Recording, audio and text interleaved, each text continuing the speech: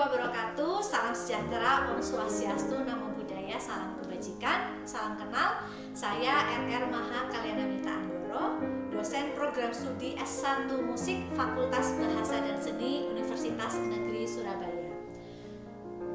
Latar belakang pendidikan yang saya tempuh yakni S1 Pendidikan Seni Drama, Tari dan Musik, Sendra Tasik, serta S2 Pendidikan Seni Budaya dengan bidang ilmu pendidikan kesenian.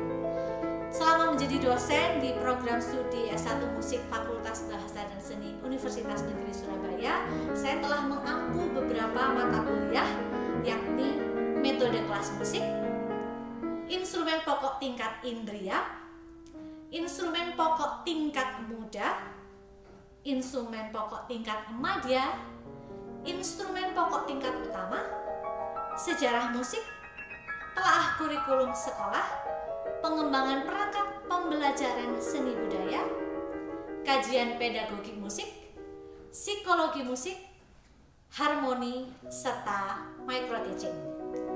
Pada kesempatan ini, izinkan saya untuk memaparkan terkait salah satu mata kuliah yang saya ampu, yakni mata kuliah instrumen pokok tingkat indria pada bidang alat musik piano. Instrumen pokok tingkat indria merupakan salah satu mata kuliah wajib program studi S1 Musik FBS UNESA yang berada di semester pertama dan memiliki bobot 3 SKS. Mata kuliah instrumen pokok tingkat indria mencakup terkait pemahaman, pengetahuan karakteristik piano, serta penguasaan keterampilan dasar memainkannya, meliputi teknik phrasing, intonasi, artikulasi, dan ekspresi, dengan menggunakan lagu-lagu dan etude tingkat indria dengan strategi praktik.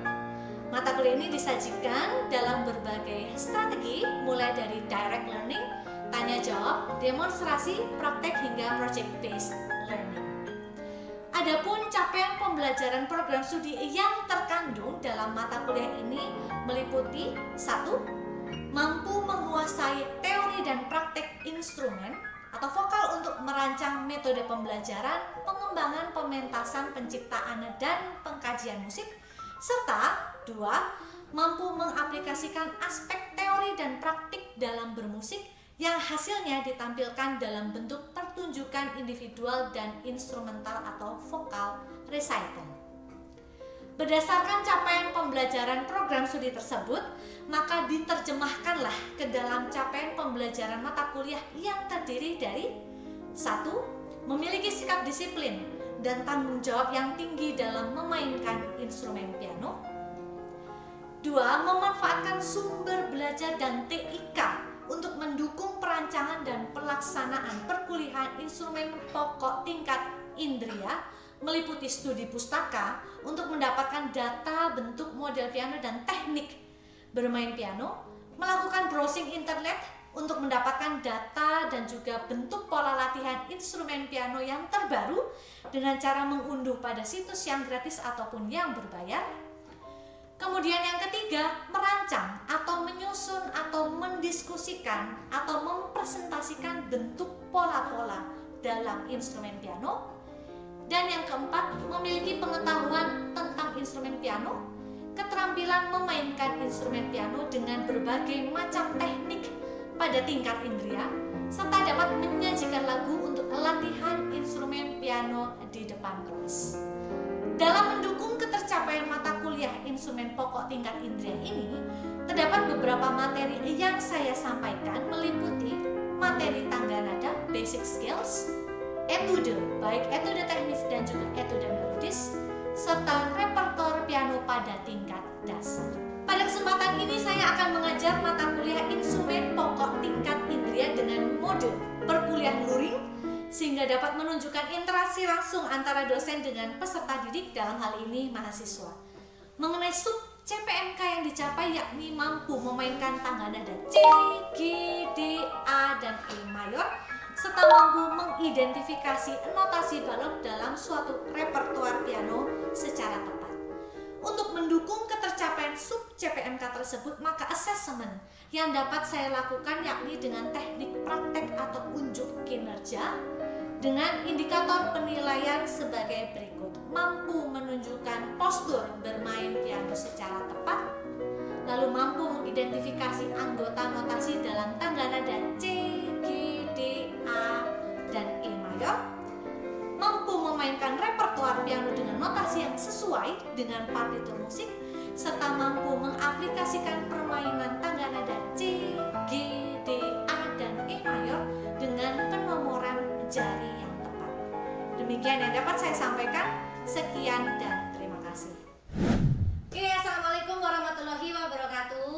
Waalaikumsalam warahmatullahi wabarakatuh. Oke, selamat siang teman-teman. Salam sejahtera, Om Swastiastu, Namo Buddhaya, salam kebajikan. Alhamdulillah, puji syukur teman-teman. Hari ini kita bisa ketemu lagi secara luring di perkuliahannya Bu Mita untuk mata kuliah instrumen pokok tingkat indria, khususnya bidang keahlian piano.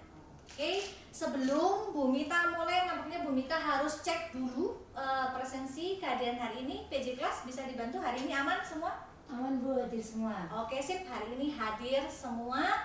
Baik, sekarang sebelum masuk ke materi, ada baiknya Bu Mita harus jelaskan atau berikan paparan dulu terkait pengantar mata kuliah hari. Baik teman-teman, tadi Bu Mita sampaikan Bu Mita akan berikan paparan dulu ya terkait mata kuliah kita instrumen pokok tingkat indria. Apa sih yang akan kita pelajari dalam mata kuliah ini dan tujuannya apa, supaya kita bisa jadi apa dan bagaimana gitu. Nah teman-teman, instrumen pokok tingkat indria ini kan teman-teman tempuh dalam semester 1 ya, atau semester awal, semester pertama. Nah, di dalam mata kuliah ini khususnya instrumen pokok tingkat indria bidang keahlian piano, tentunya teman-teman akan fokus pada peminatan atau konsentrasi alat musik piano, yang mana di dalam proses perkuliahannya teman-teman akan menjalani atau mendapatkan 3 aspek yang utama, yakni terkait pengetahuan teori umum mengenai alat musik piano, teknik dasar dan sebagainya. Kemudian yang kedua adalah aspek atau komponen keterampilan, skill ya, pasti ya kalau kita mata kuliah praktek tentunya yang akan dilihat utamanya adalah unjuk kinerja dalam bentuk praktek atau kinerja skill. Kemudian yang ketiga adalah terkait afektif atau attitude. Ya, teman-teman pasti tahulah segala skill, segala pengetahuan tentunya akan menjadi sia-sia kalau tanpa diiringi dengan attitude. Nah, bagaimana teman-teman Bu Mita melihat progres attitude ataupun penilaian afektif dari teman-teman selama perkuliahan di kelasnya Bu Mita, instrumen pokok tingkat indria ini tentunya akan Bu Mita lihat dari konsisten selama pertemuan. Kita ya teman-teman dalam satu semester ini kan dapat 16 pertemuan gitu, dimana umumlah pertemuan 1 sampai pertemuan ke-7 pemberian materi, kemudian pertemuan ke-8-nya adalah pengambilan nilai UTS, ujian tengah semester, lalu pertemuan ke-9 sampai ke-15 materi, dan ditutup dengan pertemuan ke-16 yakni pengambilan nilai ujian akhir semester. Nah, konsisten yang Bu Mita maksudkan di sini adalah bagaimana teman-teman menjalani perkuliahannya dari minggu ke minggu. Berarti konsisten dalam progres latihan. Jadi teman-teman tidak hanya hadir dan datang dalam perkuliahan, namun memang menunjukkan ada progres dari minggu ke minggu. Teman-teman pasti ingatlah di mata kuliah Bu Mita yang lain, Bu Mita kerap menyampaikan bahwa teman-teman tidak perlu worry, teman-teman tidak perlu khawatir, teman-teman tidak perlu membandingkan antara diri teman-teman dengan orang lain. Tapi yang harus teman-teman pastikan adalah teman-teman ada progres antara minggu lalu dengan minggu setelahnya gitu. Jadi ada progres dari minggu ke minggu begitu. Nah, sekarang Bu Mita juga akan sampaikan materi hari ini. Sebelum teman-teman memainkan atau mengetahui dari alat musik piano, ada baiknya Bu Mita memperkenalkan dulu ya teman-teman dari komponen piano itu sendiri. Nah, di prodi kita teman-teman di program studi musik FBS UNESA, alat musik piano yang kita gunakan dalam perkuliahan formatnya atau bentuknya adalah baby grand piano. Nah, teman-teman perlu kenal dulu dari alat musik yang teman-teman mainkan nanti. Jadi secara keseluruhan atau secara garis besarnya, baby grand piano ini sendiri terdiri dari beberapa aspek atau beberapa part ya teman-teman. Yang pertama kita lihat tentunya ada cup atau tutupnya cover kalau di situ bahasa Inggris. Kemudian badan terbesar keduanya adalah soundboard atau kotak suara. Sebagaimana kita ketahui teman-teman, kalau alat musik yang sifatnya akustik, maka kekuatan utama dari suaranya tentunya ada di soundboardnya. Nah, pun sama dengan baby grand piano, maka soundboard inilah yang memegang peranan penting dalam produktivitas suara. Lalu setelah itu tentu saja di dalam soundboard itu sendiri ada senar dan juga ada pedal.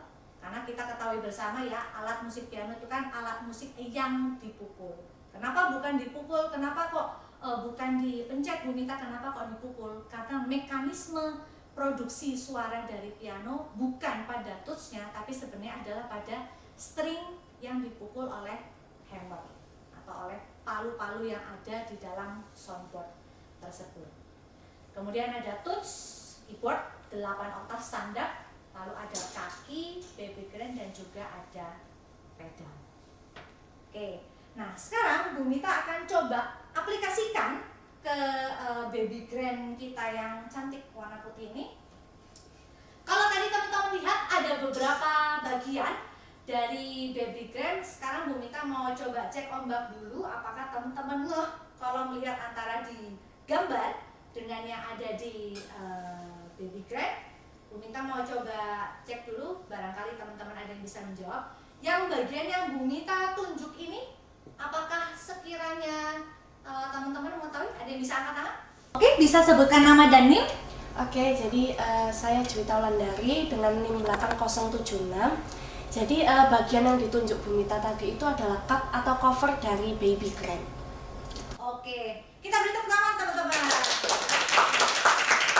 Oke, nah sekarang tidak hanya mengetahui gambar dan melihat fisiknya, tentu saja setelah ini Bu Mita akan menunjukkan postur atau basic gestur dalam permainan alat musik piano untuk mata kuliah instrumen pokok tingkat tinggi.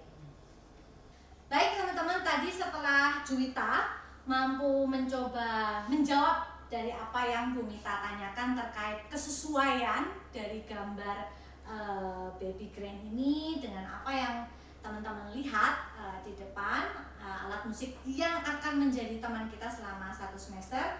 Nah, ada baiknya Bu Mita akan tunjukkan mengenai bagaimana postur ya ataupun gestur dalam bermain piano.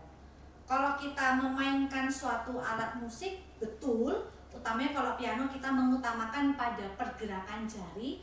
Namun teman-teman tidak dapat dipungkiri bahwa bentuk dalam kita menata badan kita atau postur kita dalam duduk, meletakkan jari itu tentunya membawa pengaruh signifikan dalam kelancaran atau proses berlatih kita.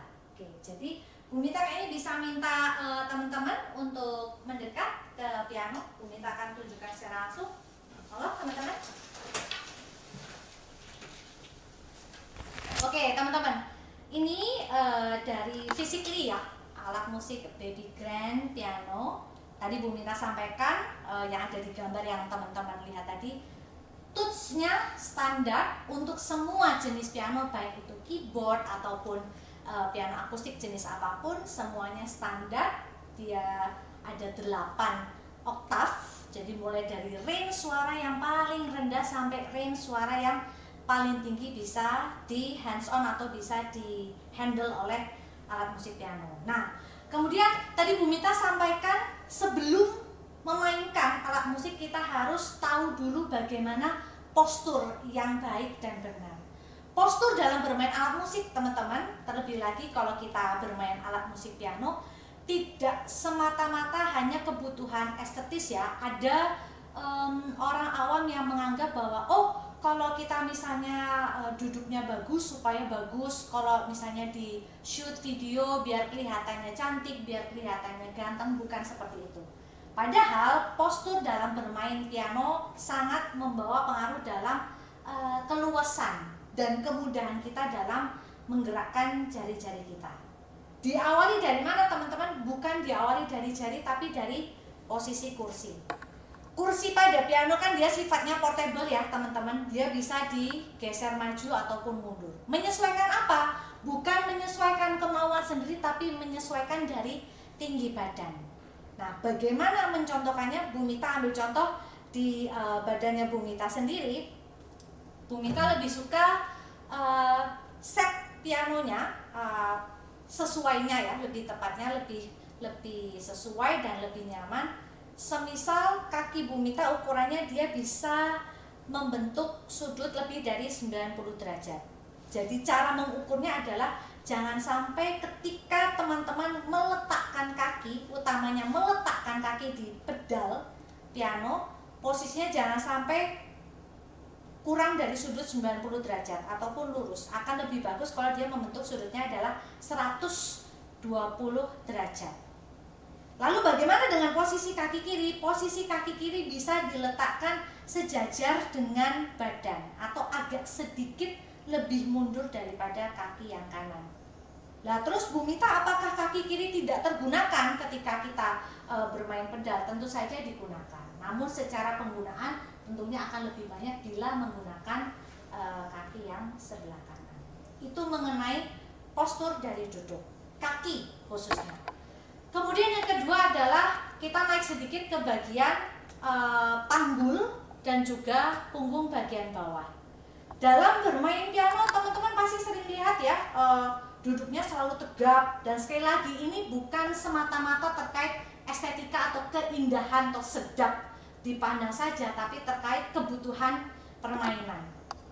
Duduk dalam bermain piano betul harus tegap.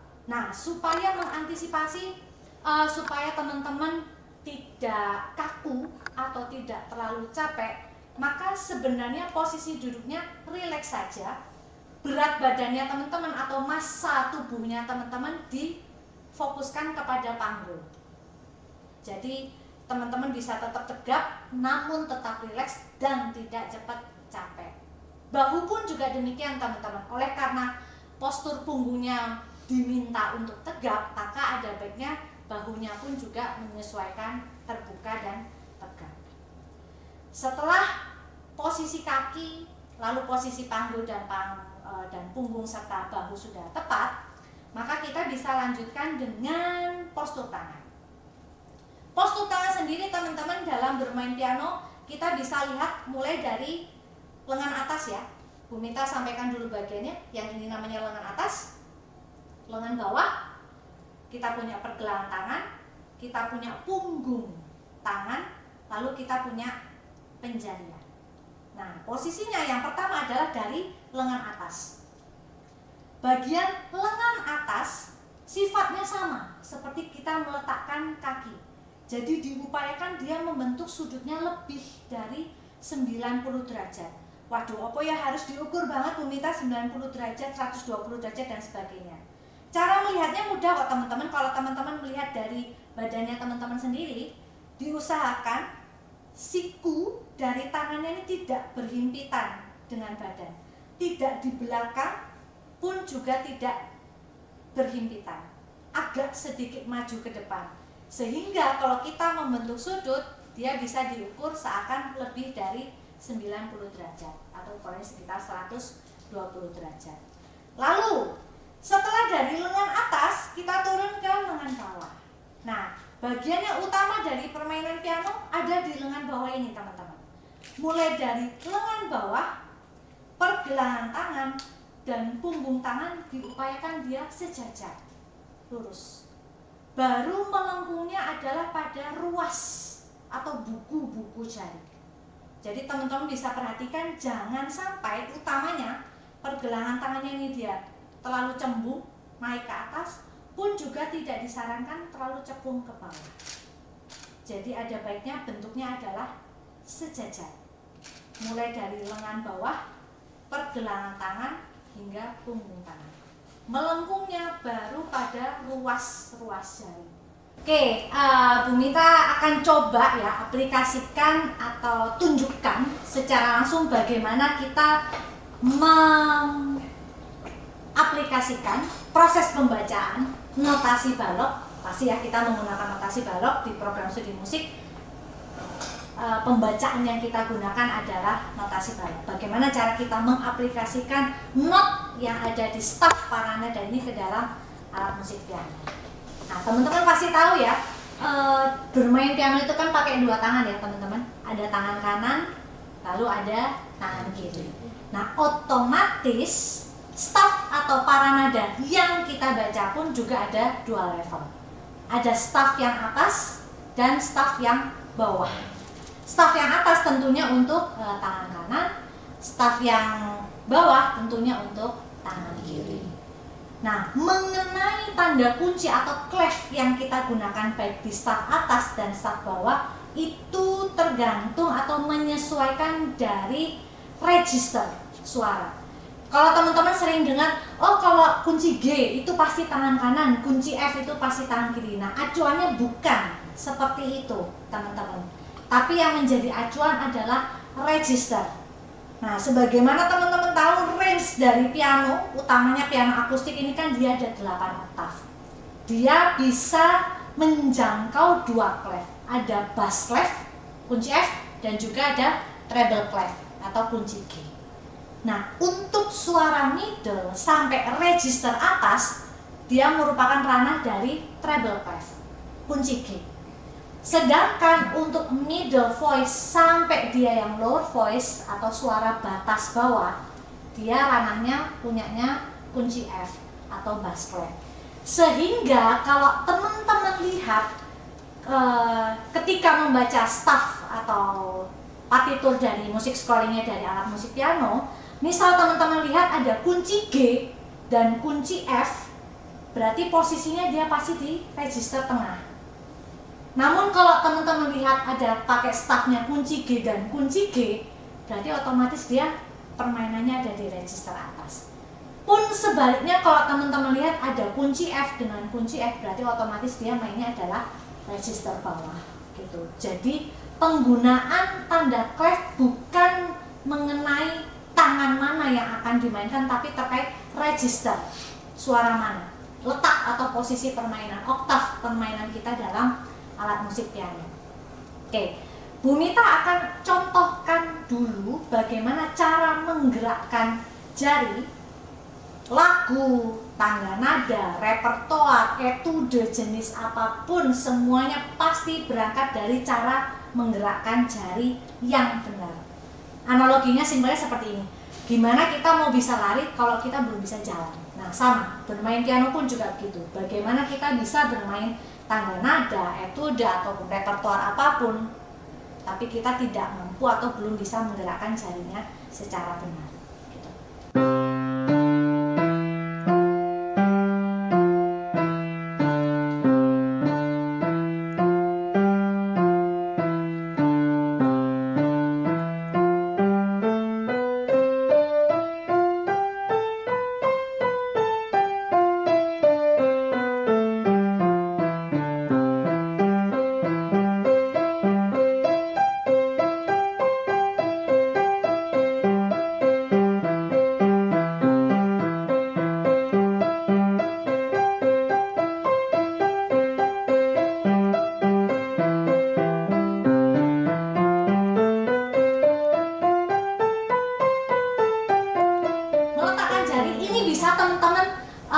Aplikasikan atau bisa teman-teman coba kapanpun. Kalau ketika teman-teman awal mulai latihan, jadikan ini sebagai media pemanasan atau warming up. Oke, baik. Seperti itu teman-teman yang bisa Bu Mita sampaikan terkait gestur atau postur, bagaimana mulai dari cara kita meletakkan kaki, bagaimana cara kita duduk, bagaimana cara kita meletakkan tangan, dan bagaimana cara kita menggerakkan jari pada alat musik piano. Serta tadi Bu Mita sampaikan juga terkait bagaimana kita membaca staff paranada, music score dari alat musik piano. Nah, sekarang teman-teman bisa kembali ke tempat duduk masing-masing. Jadi Bu Mita akan coba setelah ini, Bu Mita butuh ya ada satu teman yang bisa mencoba mempraktekkan dari apa yang sudah Bu Mita sampaikan. Teman-teman bisa duduk dulu. Baik, teman-teman sekarang bisa bisa coba akses tadi tautan yang sudah Bu Mita sharekan ke PJ kelas dan informasinya sudah tersampaikan juga teman-teman, bisa coba diakses. Di dalam video tersebut persis sama seperti yang Bu Mita praktekkan di depan tadi mengenai postur dan pengenalan awal dari alat musik piano. Nah, harapan Bu Mita dengan teman-teman bisa mengaksesnya itu berarti teman-teman bisa belajar, dan kapanpun teman-teman lupa ya pada saat itulah teman-teman bisa langsung akses dan bisa terjawab apa yang dari teman-teman ingin ketahui terkait postur permainan dari alat musik piano. Oke? Nah, enak kan sekarang teman-teman bisa akses materi belajarnya kapanpun dan dimanapun. Nah, seperti yang Bu Mita sampaikan tadi, sekarang kita akan coba untuk mempraktekkan dari apa yang sudah Bu Mita sampaikan hari ini. Bu Mita butuh ada 1 volunteer, barangkali ada. Oke, sip. Nama dan NIM? Perkenalkan, nama saya Priscilla Kristasi Wibisono dengan NIM 24012540111. Oke, sip. Pres bisa maju ke depan dan kita. Nah, oke, Pres. Bu Mita ingin Pres mencoba untuk mempraktekkan treatment warming up atau pemanasan yang tadi sudah Bu Mita sampaikan. Strength point-nya tidak perlu cepat karena ini bukan mengenai kecepatan seberapa cepat kita bisa menggerakkan jari, tapi mengenai kelancaran dari tiap jari kita. Bisa kita coba?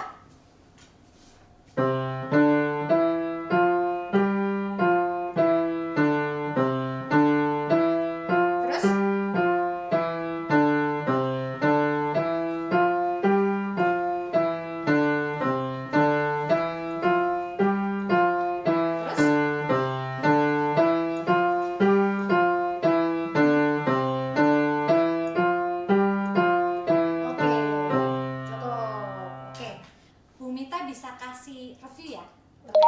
Sudah Pres mainan. Coba tadi berikan Bu Mita posisi awal tadi ketika Pres. Oke, sip. Nah, yang pertama untuk postur jari sudah betul. Jadi Pres mencoba untuk membuat antara lengan bawah, punggung tangan, pergelangan dan postur jarinya dengan benar. Yang bisa Bu Mita review sedikit di luar dari cara permainan pianonya ya, tapi lebih kepada cara meletakkan kaki. Untuk kaki yang sebelah kanan sudah oke. Untuk kaki kiri supaya lebih nyaman dan tidak membuat cepat capek atau tidak membuat cepat lelah, kaki kirinya bisa agak maju sedikit. Nah, pastikan kedua kaki menapak. Menapak dengan nyaman dan menapak dengan seksama, dipijakkan ground tanah sehingga ketika Pres membutuhkan untuk menggerakkan kaki yang kanan, maju mundur untuk menggerakkan pedal, tidak mengganggu keseimbangan kaki kiri. Gitu. Pastikan bahwa postur kakinya juga berada dalam kondisi yang nyaman. Oke, beri tepuk tangan teman-teman untuk Pres. Pres bisa kembali ke posisi. Oke, baik. Teman-teman, tadi kita sudah mencoba, ada salah satu teman yang mempraktekkan materi perkuliahan kita hari ini. Nanti Bu Mita akan coba merefleksikan ya atau merangkum apa saja yang sudah kita pelajari pada sesi perkuliahan hari ini. Oke teman-teman, Bu Mita akan recap atau merangkum ya apa saja yang sudah kita pelajari bersama untuk perkuliahan hari ini. Tadi yang pertama kita sudah mencoba untuk mengetahui organologi atau secara fisik dari alat musik baby grand piano. Kemudian yang kedua tadi teman-teman juga sudah belajar bersama mengenai bagaimana cara membentuk postur dalam bermain alat musik piano dan juga bagaimana mengaplikasikan pembacaan notasi balok atau music scoring piano ke dalam bentuk permainan. Tadi juga sudah diwakilkan oleh salah satu teman untuk mempraktekkan dari warming up atau treatment pemanasan yang bisa teman-teman lakukan setiap teman-teman mau memulai sesi latihan. Pun jangan lupa Bu Mita kindly reminding juga teman-teman bisa kapanpun untuk akses dari video YouTube yang Bu Mita sampaikan tadi. Jadi teman-teman, harapan Bu Mita ya teman-teman tidak akan miss atau tidak akan terlupa terkait poin-poin penting dalam membentuk postur yang baik ketika bermain piano. Minggu depan Bu Mita akan selain merefresh dari apa yang sudah kita coba dalam pertemuan minggu ini, Bu Mita akan melanjutkan dengan materi etude, baik itu etude teknis dan juga etude melodis. Oke, sekian teman-teman. Sekali lagi Bu Mita sampaikan terima kasih banyak sudah hadir dan berpartisipasi dalam perkuliahan Bu Mita hari ini. Kita ketemu lagi minggu depan. Sehat selalu. Wassalamualaikum warahmatullahi wabarakatuh. Waalaikumsalam